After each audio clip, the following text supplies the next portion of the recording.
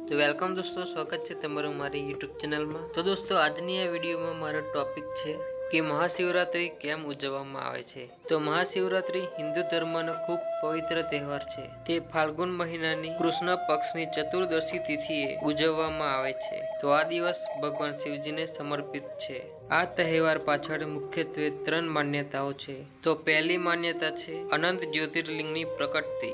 તો લિંગ પુરાણ મુજબ એક વખત બ્રહ્મા અને વિષ્ણુ વચ્ચે વિવાદ થયો કે સૃષ્ટિમાં સૌથી મહાન કોણ। વિવાદ વધતો ગયો અને એ સમયે અચાનક તેમના વચ્ચે એક અનંત અગ્નિનો સ્તંભ પ્રકટ થયો।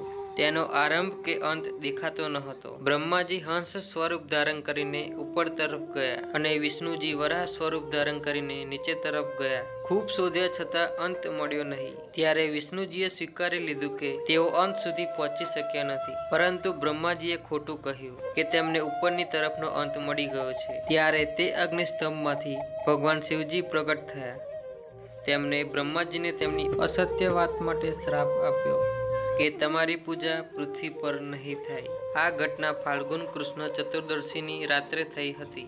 આ અનંત જ્યોતિ સ્વરૂપને જ જ્યોતિર્લિંગ કહેવામાં આવે છે। તેથી આ રાત્રિ મહાશિવરાત્રી તરીકે ઉજવવામાં આવે છે, શિવના અનંત અને નિરાકાર સ્વરૂપની યાદમાં। હવે બીજી માન્યતા એ છે કે શિવ પુરાણ મુજબ શિવ પાર્વતીનો દૈવિક વિવાહ।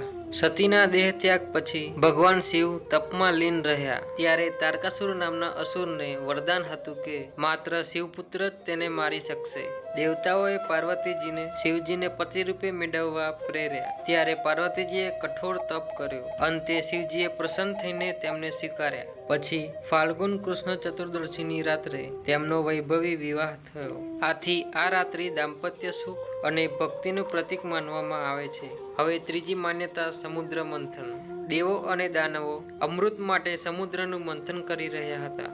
ત્યારે સૌ પ્રથમ બહાર આવ્યું ભયંકર હલાહલ વિષ। તે વિષથી સમગ્ર બ્રહ્માંડ નાશ પામી શકે તેમ હતું। ત્યારે દેવતાઓ મદદ માટે શિવજી પાસે ગયા। ત્યારે શિવજીએ આવીને કરુણતાથી તે વિષ પી લીધું। તેથી તેમનો કંઠ નીલો થઈ ગયો અને તેઓ નીલકંઠ કહેવાયા। આ ઘટના ત્યાગ અને વિશ્વ કલ્યાણનું પ્રતીક છે। તો આ ત્રણ માન્યતાઓ છે શિવરાત્રિના પર્વની। આ વિડીયોમાં બસ હવે આટલું જ। જો તમને મારી આ વિડીયો ગમી હોય તો વિડીયો લાઈક કરી દેજો અને ચેનલને સબસ્ક્રાઈબ કરી લેજો। હવે મળીશું નવી વિડીયોમાં। ધન્યવાદ।